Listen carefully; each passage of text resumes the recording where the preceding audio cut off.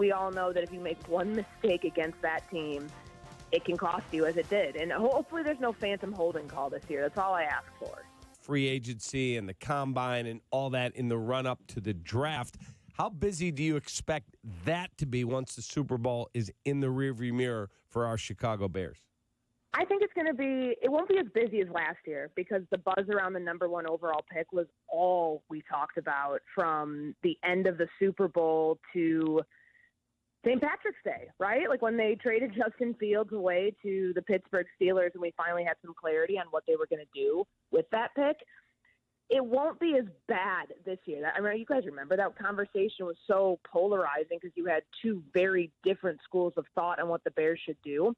But they still have a top 10 pick, a very important pick that they've got to make sure that they're addressing a big need, whether it's on the offensive line or defensive line, in my opinion, and what they're going to do there. But it's, I think for where they're at right now, knowing that they don't have to go through the quarterback hurdle in a time where there's just not a lot of options, they're probably pretty thankful for that. But it's still going to be, a team that has as much draft capital as they do in the first 2 days, more or less, 4 picks in the top 72. There's a lot of choices to be made. There's a lot of places that those picks need to be used. So I think it'll be very busy once it starts up here in a week and a half leading into the combine, but it's not going to be like the draft going through Chicago again or them being the talk of the offseason, because when you're not the number one overall pick, it just doesn't, you're just not set. The conversation's not centered around them the way it has been the last 2 years like we've been used to. What do you think of what the Bears have been able to assemble as far as their coaching staff is concerned? Because we talked about this a little bit last week. They've added on more. So what do you think the strengths are from this coaching staff?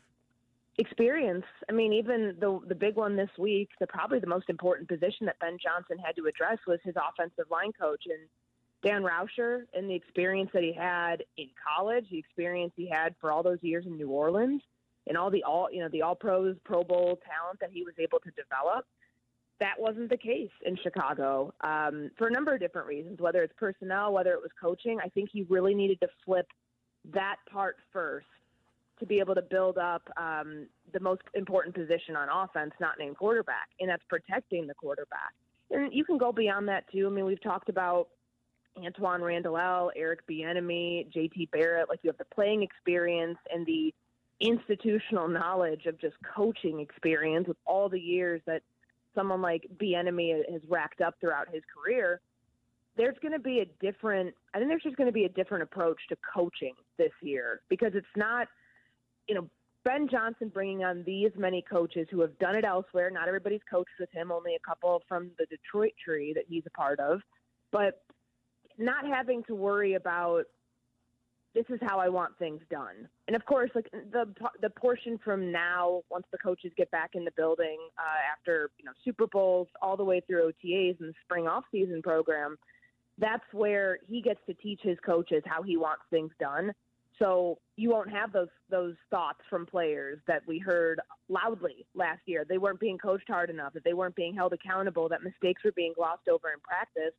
This is Ben Johnson's chance to really fix that, to show his coaches how to coach so that they're not having to do that while trying to coach players at the peak of the off season, which is training camp. And on the defensive side of the ball, I think he's feeling pretty good about the staff that he's assembled, knowing that it's kind of the set it and forget it mindset. You've got Dennis Allen there. He's got like kind of carte blanche to do what he wants with his defensive staff. And so far they've brought in some pretty solid names, former players, and coaches who Allen, clearly knows and clearly believes that can make an impact on a defense that has a lot of really good players that haven't reached their potential yet. So if the Myles Garrett trade request is indeed granted by Andrew Berry and the folks in Cleveland, and there's still talk that maybe they will go, sorry, we're not doing it. But if they did and they said to you, Courtney, we want pick 10 and we want your second-round pick from the Carolina Panthers, and we want a fourth. Are you doing it? Whew. It's technically, that's less draft capital than they gave away for Khalil Mack, right? True. When they traded for him in 2018, that was multiple and he was first-round also picks. younger. by 2 years. Yeah. And we've seen the production from Myles Garrett. It's not like he's about to hit 30 and it's fallen off. Back-to-back sack, 14 seasons, 14 sack seasons. I think he's been under single digits once in the last 6 years, the year that he was suspended for a couple games in 2019. Mm-hmm. Pass rushers hit their prime at 30, and he's almost there. I think he's worth multiple firsts. I don't know if the Bears would be willing to give up future first-round picks for that, but because they have that second-round pick from Carolina in the high 30s, I think you consider it. I think this one has to be something that they aggressively consider. And they're not going to be the only team. I mean, we've seen all throughout the weeks, whether it's been even the Cowboys have been linked to him. Hell, the Eagles have been linked to him, which is crazy to think about the rich getting richer when we've seen how good their pass rush already is.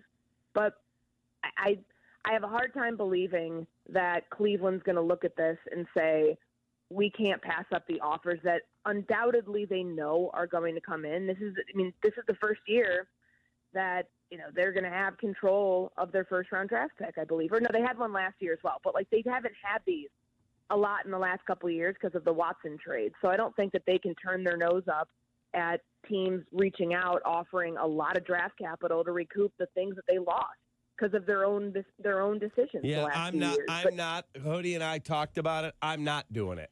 Me personally, Why? I'm building Why? through the draft. It's probably going to be multiple firsts. I'm not doing that. I'm building through the draft like Detroit did. I mean, and that's the way to do it if they're going to take the longer game approach. And I think they can do that. I'm not disagreeing with you on that part because Ryan Poles is going to have the security, as we know, to continue to build through the draft, which is his philosophy. He's a college scouting person at heart. I just think that if you can, they're not going to get Abdul Carter. They're not going to get one of the top. But with as many needs as they have, and we'll see how they address it in free agency, there aren't that many pass rushers coming available in March. The draft, there's a lot of needs that they have in the first 4 picks. If they can address it there, and they do want an immediate upgrade, not something that you have to draft and develop, an immediate upgrade is Myles Garrett. If the price is something that they think they're not mortgaging the future for, knowing that you probably, if all goes well, you have this guy for the next 10 years of his career, I think you consider it. Courtney Cronin with us here on the Kap and J Hood Morning Show. More about the Super Bowl and also the passing of matriarch Virginia McCaskey. That's next on Kap and J Hood. Ask you your official thoughts about the Super Bowl, Courtney. We just want to get your thoughts about the news yesterday about Virginia McCaskey passing away. As a lady in that position, what is her legacy to the National Football League?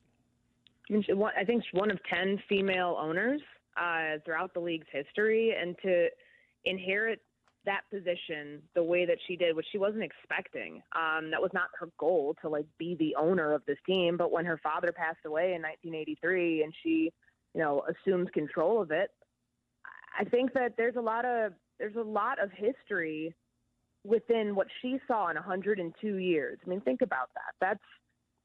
That's more than most people are going to see. She saw the inception, more or less. Obviously her father created the league, but she saw the Chicago Bears become, the franchise that is on the tip of everyone's tongue, an international brand, and oversaw what this team's, day-to-day not the day-to-day operations, sorry, but she saw what they became over 40 years in control in that position. I think that she had to make some hard decisions along the way, and her legacy is that she never meddled. She was the face of it overall, but she wasn't a part of the day-to-day. She left that up to other people. And I think if for her being a woman in that position at a time where there just were not many, yes, there's more now. You can think of, Sheila Ford Hamp, Kim Pegula, Tennessee Titans owner as well, Amy Strunk Adams. But I think for Virginia and the legacy that she leaves behind, in knowing that this was the family business, this was the beloved team of her father who created the NFL, and all of the history and the tentacles that extends to, she's a huge part of the fabric of what this league is today. And I keep going back. My grandmother passed at 102. So I always think back to how much life people who reached that age got to live and got to see, she got to see the NFL really from its beginning all the way till the time that her team walked off on, the arch rivals territory with a field goal to end the season on a high note, a really bad season. She saw some really bad seasons in Chicago, but I do think that the way that this thing is going now, now she would probably feel pretty happy with at least the direction that the team's going now based on how things ended in the final game that she was alive to see. I know there's been a lot of talk that when she passed that there would be some members of the family that might want to sell. There could be tax liability. Have you heard anything like that? Because all I've heard was, look, they got a lot of smart people that worked on this, and they're not going to be in a tough spot here. Is that accurate? Yeah, I mean, I don't know. I have not heard any conversations in the last 24 hours since this news came out about, the future of it. George, from my understanding, remains in that position. Now he's got to assume control of the team. I would imagine if there are, they have a board of directors. If there would be any changes, that all has to be voted on. But they're a valuable franchise, and this is the McCaskey's business. Football is. They're not like some of these new owners that have other business entities, business ventures that extend outside of football. Of course, that conversation has always been lurking in the background about what happens if there is, a change. It just, I think it's an inappropriate time, frankly, to be having that conversation, but it's one in the coming weeks, months that, will undoubtedly be raised about what happens with the future of this franchise now that they will have, indeed a new owner that's not named Virginia because she passed. Who do you like in the Super Bowl, Courtney? I'm picking the Eagles. I'm picking them 31-27. I think they're a more explosive offense right now than the Chiefs. And as long as they don't, fumble the ball at a critical time, like what we saw 3 years ago now. That was Hurts, in that right? Super Bowl.